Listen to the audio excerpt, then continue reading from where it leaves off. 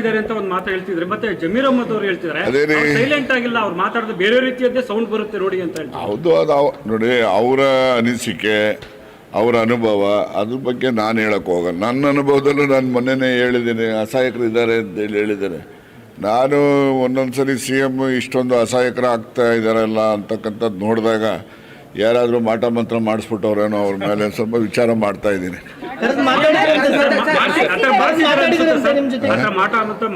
ಅದನ್ನೇ ರೀ ವಿಚಾರ ಮಾಡ್ತಾ ಇದ್ದೀನಿ ಅಂದ್ರೆ ಅದನ್ನ ನಾನು ಇನ್ವೆಸ್ಟಿಗೇಟಿಂಗ್ ಇಟ್ ಅಂತ ಪತ್ತೆ ಮಾಡ್ತಾ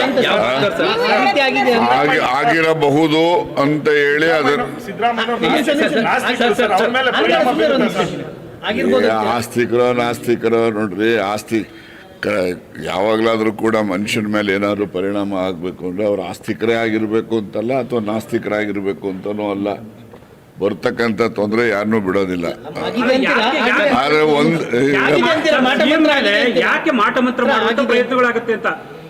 ನಾನು ಮಾಟ ಮಂತ್ರದಲ್ಲಿ ನಂಬಿಕೆ ಇಲ್ಲದೇ ಇರೋನು, ಗೊತ್ತಾಯ್ತಾ? ಆದ್ರೆ ಮಾಡಿರ್ಬೋದೇನೋ ಯಾರಾದರೂ ಅಂತ ಹೇಳಿ ಆಗಿದೆಯೋ ಆಗಿಲ್ವೋ ಅದನ್ನ ಇನ್ವೆಸ್ಟಿಗೇಟ್ ಮಾಡ್ತಾ ಇದ್ದೀನಿ. ಯಾರು ಏನಂತ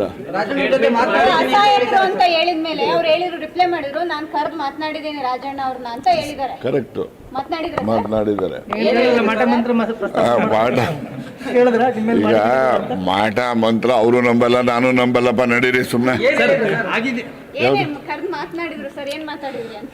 ಅದೆಲ್ಲ ಹೇಳಕ್ಕಾಗ್ತದೇನಮ್ಮ?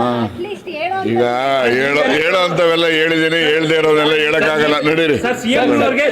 ಸಿಎಂ ಅವ್ರಿಗೆ ನೀವೇನಾದ್ರೂ ಧೈರ್ಯ ತುಂಬುವಂಥದ್ದು ಅಥವಾ ಗಟ್ಟಿಯಾಗಿ ನಿಲ್ಲಿ ಅನ್ನೋ ನೋಡಿ, CM ಅವ್ರಿಗೆ ಯಾರು ಏನು ಗಟ್ಟಿಯಾಗಿ ನಿಲ್ಲಿ ಅಂತ ಹೇಳಿಸ್ಕೊಳ್ಳೋ ಅಸಹಾಯಕತೆ ಅವ್ರಿಗೆ ಬಂದಿಲ್ಲ.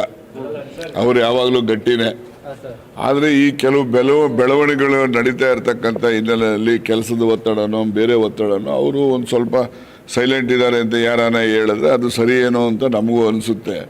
ಆದರೆ ಏನು ಅಸಹಾಯಕತೆ ಬಗ್ಗೆ ನಾನು ಈಗಾಗಲೇ ಹೇಳ್ದಂಗೆ ಯಾರೋ ಮಾಟ ಮಂತ್ರ ಏನಾದ್ರು ಮಾಡಿಸ್ಕಿಡ್ಸಿದಾರೆ, ಪೂರ್ತಿ ಮಾತಾಡೋಕ್ಕಾರ ಬಿಡಪ್ಪ, ಮಾಟ ಮಂತ್ರ ಏನೋ ಮಾಡಿಸ್ಬಿಟ್ಟಿದಾರೇನೋ ಅನ್ನೋ ಜನ ಮಾತಾಡ್ತಾರಲ್ಲ, ಅದನ್ನು ನಾನು ನಂಬುವಾಗ ಆಗ್ತದೆ. ಯಾರು ಮಾಡಿರಬಹುದು ಅನ್ನೋದನ್ನು ನಾನು ಇನ್ವೆಸ್ಟಿಗೇಟ್ ಮಾಡ್ತಾ ಇದ್ದೀನಿ, ಆಮೇಲೆ ನಿಮ್ಗೆ ತಿಳಿಸ್ತೀನಿ. Thank you.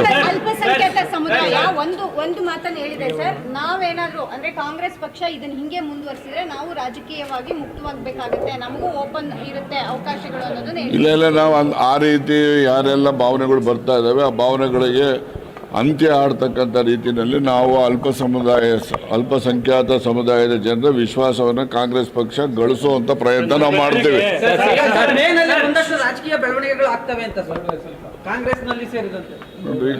ಯಾವತ್ತೂ ಕೂಡ ರಾಜಕಾರಣ ಅಂತಕ್ಕಂಥದ್ದು ನಿಂತ ನೀರಲ್ಲ, ಅದು ಯಾವಾಗಲೂ ಹರಿತಕ್ಕಂಥ ನೀರು ಹರಿದ್ರೇನೆ ಅದು ಪರಿಶುದ್ಧತೆ ಇರ್ತಕ್ಕಂಥದ್ದು. ಒಂದೇ ಕಡೆ ನೀರು ನಿಂತ್ಬಿಟ್ರೆ ಅದು ಪರಿಶುದ್ಧತೆಯನ್ನು ಕಳ್ಕೊಳ್ತದೆ. ಅದರಿಂದ ರಾಜಕಾರಣನೂ ಹಂಗೇನೆ, ಅದು ಕೂಡ ನಿಂತ ನೀರು ಹೇಗೆ ಹರಿಯೋ ನೀರು ಪರಿಶುದ್ಧತೆ ಇರುತ್ತೋ ಹಾಗೆ ರಾಜಕಾರಣನೂ ಕೂಡ ಪರಿಶುದ್ಧತೆ ಕಾಪಾಡ್ಕೋಬೇಕು ಅಂದ್ರೆ ಬೆಳವಣಿಗೆಗಳು ನಿರಂತರವಾಗಿ ಆಗಬೇಕು.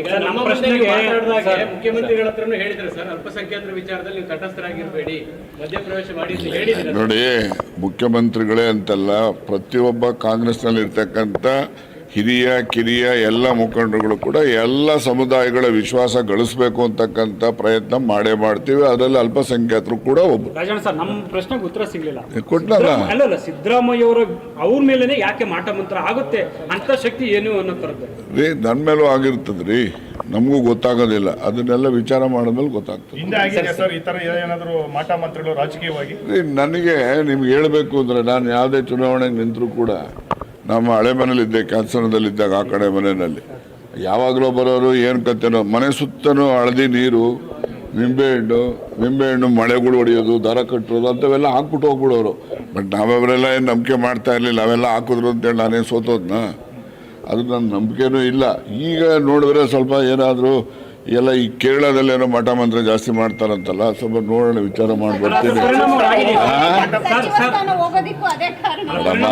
ಅವೆಲ್ಲ ನೋಡಿ, ಅವೆಲ್ಲ ನಾನು ಹೆಚ್ಚು ಲಂಬಿಸಿ ಹೇಳಕ್ ಹೋಗೋದಿಲ್ಲ. ಈಗ ಏನಿದೆ, ಮೇ ತಿಂಗಳಲ್ಲಿ ರಾಜಕೀಯ ಬೆಳವಣಿಗೆಗಳು ಕೂಡ ಆಗ್ತವೆ. ಮತ್ತು ಸಿದ್ದರಾಮಯ್ಯನವರು ಕೂಡ ಏನು ಅಸಹಾಯಕರು ಅಂತ ಹೇಳ್ತಕ್ಕಂಥದ್ದು ಸರಿಯಾದ್ದೇನಲ್ಲ. ಅವರು ಸಹಾಯಕರನ್ನೇ, ಎಲ್ಲ ಶಕ್ತಿ ಇದೆ ಅವರಿಗೆ. ಮುಂದಿನ ದಿನಗಳಲ್ಲಿ ಎಲ್ಲವೂ ಸರಿ ಹೋಗ್ತದೆ. ಜಾರಕಿಹೊಳಿ ಜಮೀರ್ ಅಹಮದ್ ಆದಿಯಾಗಿ ಎಲ್ಲರೂ ಹೇಳ್ತಾರೆ ವಿತೌಟ್ ನೋಟಿಸ್ ಕ್ರಮ ಕೈಗೊಂಡಿದ್ದು ಸರಿಯಲ್ಲ ಅಂತ ಅವ್ರು ಹೇಳಿದ್ದಾರೆ ಅಂತಂದರೆ ನಾನು ಅದೇ ಹೇಳಬೇಕು ಅಂತ, ಅದು ಅವ್ರ ಅಭಿಪ್ರಾಯ. ಅವ್ರು ಹೇಳಿದ್ದಾರೆ. ಅದು ಯಾವುದೇ ಆಗಲಿ, ಯಾರ ಮೇಲೆ ಏನೇ ಒಂದು ಕ್ರಮ ಅಂತ ಆಗಬೇಕು ಅಂದರೆ ಅವರನ್ನು ಕೇಳ್ತಕ್ಕಂಥದ್ದು ಸೌಜನ್ಯಕ್ಕಾದರೂ ಕೂಡ, ಏನಪ್ಪ ನೀನು ತಪ್ಪು ಮಾಡಿದ್ಯಾ ಅಂತಕ್ಕಂಥದ್ದನ್ನು ಕೇಳೋದು ಸೌಜನ್ಯ. ಕೇಳಬೇಕು ಅಂತ ಅವರು ಹೇಳಿದ್ದಾರೆ. ಅದು ಸಾಮಾಜಿಕವಾಗಿ ಎಲ್ಲರೂ ಒಪ್ಪುವಂಥ ಮಾತು. ನಿಮಗೂ ಕೂಡ ಹಂಗೆ ಆಯ್ತು ಸರ್. ನಮ್ಮದು ಬಿಡ್ರಿ, ನನ್ನ ಸುದ್ದಿ ನೋಟಿಸ್ ಕೊಡಬೇಕಾಯ್ತು. ನೋಟಿಸ್ ಕೊಟ್ಟು ವಿವರಣೆ ಕೇಳಿ ಆಮೇಲೆ ಕ್ರಮ ಕೈಗೊಳ್ಳಬಹುದಾಯ್ತು. ಸರ್ವೇ ಸಾಮಾನ್ಯವಾಗಿ ಯಾರ ಮೇಲೆ ಏನೇ ಆರೋಪ ಬಂದರೂ ಕೂಡ ಅದನ್ನು ಅವರನ್ನು ನೋಟಿಸೇ ಕೊಡಬೇಕು ಅಂತಿಲ್ಲ. ಫೋನಲ್ಲಾಗಲಿ, ಇನ್ನೊಂದಾಗಲಿ, ಮತ್ತೊಂದು ಸೌಜನ್ಯಕ್ಕಾದರೂ ಅವ್ರ ಹತ್ರ ಮಾಹಿತಿ ಪಡಿಬೇಕು. ಸತ್ಯಾಸತ್ಯತೆ ಬಗ್ಗೆ ಮಾಹಿತಿ ಪಡೆದು ಆನಂತರ ಕ್ರಮ ಇಡ್ತಕ್ಕಂಥದ್ದು ಅದು ಒಂದು ಸೂಕ್ತವಾದಂಥದ್ದು ಅಂತೇಳಿ ಎಲ್ಲರೂ ಭಾವಿಸಿದರೆ ನಾನು ಕೂಡ ಅದು ಭಾವಿಸ್ತೇನೆ. ಸಮುದಾಯದನ್ನ ಬಹಳ ನಿಕೃಷ್ಟವಾಗಿ ನಡೆಸ್ಕೊಡ್ತಾ ಇದ್ದಾರೆ. ಸರ್ಕಾರ ಬರ್ಲಿಕ್ಕೆ ಪೂರ್ಣ ಪ್ರಮಾಣದಲ್ಲಿ ನಾವೆಲ್ಲ ಸಹಕಾರ ಕೊಟ್ಟಿದ್ದೀವಿ, ಆದ್ರೆ ನಮ್ಮ ಮೇಲೆ ಈ ರೀತಿಯಾದಂತಹ ಹಾರ್ಶ್ ಡಿಸಿಷನ್ ಮಾಡ್ತಾ ಇದ್ದಾರೆ ಅಂತ. ನೋಡಿ, ಮುಸ್ಲಿಂ ಸಮುದಾಯ ಕಾಂಗ್ರೆಸ್ ಪಕ್ಷದ ಪರವಾಗಿ ಸಂಪೂರ್ಣವಾಗಿ ಬೆಂಬಲ ಕೊಟ್ಟಿದೆ ಅಂತಕ್ಕಂಥದ್ದು ನಿರ್ವಿವಾದ. ಅದು ಎಲ್ಲರೂ ಕೂಡ ಒಪ್ಪಿದ್ದೇವೆ. ಎಲ್ರಿಗೂ ಮನವರಿಕೆನೂ ಕೂಡ ಇದೆ. ಆದರೆ ಜಮೀರ್ ಅವ್ರ ಮೇಲೆ, ಇನ್ನೊಬ್ಬರ ಮೇಲೆ, ಮತ್ತೊಬ್ಬರ ಮೇಲೆ ಏನಾದರೂ ಕ್ರಮಗಳು ಅದು ಇದು ಅಂತಕ್ಕಂಥದ್ದು ಪ್ರಸ್ತಾಪಗಳು ಬಂದಾಗ ಆಗಂದಾಕ್ಷಣಕ್ಕೆ ಪೂರ್ಣ ಮುಸ್ಲಿಂ ಸಮುದಾಯನೇ ಕಾಂಗ್ರೆಸ್ ವಿರುದ್ಧ ಅಂತಾಗಲಿ ಅಥವಾ ಅವ್ರ ಮೇಲೆ ಕಾಂಗ್ರೆಸ್ಸಿಗೆ ಕೋಪ ಇದೆ ಅಂತ ಭಾವನೆ ಆಗಲಿ ಆ ಸಮುದಾಯದಲ್ಲೂ ಕೂಡ ಬರಬಾರ್ದು. ಅವರು ಕೂಡ ಸಂಬಂಧಪಟ್ಟವ್ರ ಜೊತೆಯಲ್ಲಿ ಸಂಪರ್ಕ ಮಾಡಿ ಈ ರೀತಿ ಆರೋಪಗಳನ್ನು ಮಾಡೋದಕ್ಕಿಂತ ಮುಂಚಿತವಾಗಿ ನೀವು ಈ ಥರ ಹೇಳೋದು ಸರಿ ಇಲ್ಲ ಅಂತೇಳಿ ಅವ್ರಿಗೂ ಕೂಡ ಅವ್ರು ಹೇಳಬೇಕಾಗ್ತದೆ. ತನಗೆ ತಾನಾಗೆ ಊಹೆ ಮಾಡಿಕೊಂಡು ಈಗ ಕಾಂಗ್ರೆಸ್ ಪಕ್ಷ ಮುಸ್ಲಿಂ ಸಮುದಾಯಕ್ಕೆ ವಿರೋಧ ಇದೆ ಅಂತಕ್ಕಂಥ ಭಾವನೆ ಜನರಲ್ಲಿ ಮೂಡಿಸೋಕ್ಕೆ ಮಾಡ್ತಕ್ಕಂಥ ಪ್ರಯತ್ನ ಯಾರೂ ಒಪ್ತಕ್ಕಂಥದ್ದಲ್ಲ. ಇವತ್ತು ಕೂಡ ಕಾಂಗ್ರೆಸ್ಸಿಂದ ಮುಸ್ಲಿಮರಿಗೂ ಸಹಾಯ ಆಗಿದೆ, ಮುಸ್ಲಿಮರಿಂದ ಕಾಂಗ್ರೆಸ್ ಪಕ್ಷಕ್ಕೂ ಕೂಡ ಸಹಾಯ ಆಗಿದೆ. ಕೆಪಿಸಿಸಿ ಇತ್ತೀಚೆಗೆ ಈ ತರ ರಾಂಗ್ ಒಂದು ರಿಪೋರ್ಟ್ ಹೈಕಮಾಂಡ್ಗೆ ಹೋಗ್ತಿದೆ, ಪ್ರಕರಣಗಳು ತುಂಬಾ ನಡೀತಿದೆ ಅಂತ ಸರ್. ಅದೇ ನನಗೆ ಗೊತ್ತಿಲ್ಲಪ್ಪ, ಯಾರ್ಯಾರು ಏನೇನು ಉತ್ತರ ಕೊಟ್ಟಿದ್ದಾರೋ, ಯಾರ್ಯಾರು ಏನೇ ಕ್ರಮ ಮಾಡಿದಾರೋ ಅದ್ರ ಬಗ್ಗೆ ನನಗೆ ಹೆಚ್ಚಿನ ಮಾಹಿತಿ ಇಲ್ಲ.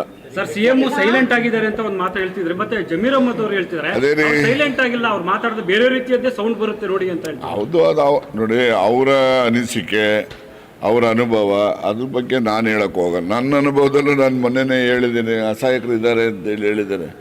ನಾನು ಒಂದೊಂದು ಸರಿ CM ಇಷ್ಟೊಂದು ಅಸಹಾಯಕರು ಆಗ್ತಾ ಇದ್ದಾರಲ್ಲ ಅಂತಕ್ಕಂಥದ್ದು ನೋಡಿದಾಗ ಯಾರಾದರೂ ಮಾಟ ಮಂತ್ರ ಮಾಡಿಸ್ಬಿಟ್ಟವ್ರೇನೋ ಅವ್ರ ಮೇಲೆ ಸ್ವಲ್ಪ ವಿಚಾರ ಮಾಡ್ತಾ ಇದ್ದೀನಿ.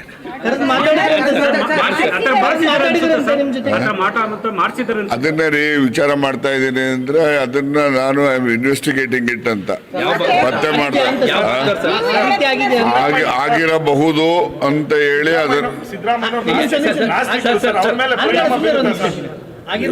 ಆಸ್ತಿಕರೋ ನಾಸ್ತಿಕರೋ ನೋಡ್ರಿ, ಆಸ್ತಿ ಯಾವಾಗಲಾದರೂ ಕೂಡ ಮನುಷ್ಯನ ಮೇಲೆ ಏನಾದರೂ ಪರಿಣಾಮ ಆಗಬೇಕು ಅಂದರೆ ಅವ್ರು ಆಸ್ತಿಕರೇ ಆಗಿರಬೇಕು ಅಂತಲ್ಲ, ಅಥವಾ ನಾಸ್ತಿಕರಾಗಿರ್ಬೇಕು ಅಂತನೂ ಅಲ್ಲ. ಬರ್ತಕ್ಕಂಥ ತೊಂದರೆ ಯಾರನ್ನೂ ಬಿಡೋದಿಲ್ಲ. ಆದರೆ ಯಾಕೆ ಮಾಟ ಮಂತ್ರ ಮಾಡುವಂತ ಪ್ರಯತ್ನಗಳಾಗುತ್ತೆ ಅಂತ ನಾನು ಮಾಟ ಮಂತ್ರದಲ್ಲಿ ನಂಬಿಕೆ ಇಲ್ಲದೇ ಇರೋನು, ಗೊತ್ತಾಯ್ತಾ? ಆದರೆ ಮಾಡಿರ್ಬೋದೇನೋ ಯಾರಾದರೂ ಅಂತ ಹೇಳಿ ಆಗಿದೆಯೋ ಆಗಿಲ್ವೋ ಅದನ್ನ ಇನ್ವೆಸ್ಟಿಗೇಟ್ ಮಾಡ್ತಾ ಇದ್ದೀನಿ. ಯಾರು ನಿಮ್ಮನ್ನೇನ ಕರೆದು ಮಾತಾಡಿದಾರಂತೆ ಸಿಎಂ ಏನಂತ? ಅಸಹಾಯಕರು ಅಂತ ಹೇಳಿದ್ಮೇಲೆ ಅವ್ರು ಹೇಳಿದ್ರು, ರಿಪ್ಲೈ ಮಾಡಿದ್ರು, ನಾನು ಕರೆದು ಮಾತನಾಡಿದ್ದೇನೆ ರಾಜಣ್ಣ ಅವ್ರನ್ನ ಅಂತ ಹೇಳಿದ್ದಾರೆ. ಕರೆಕ್ಟ್ ಮಾತನಾಡಿದ್ದಾರೆ.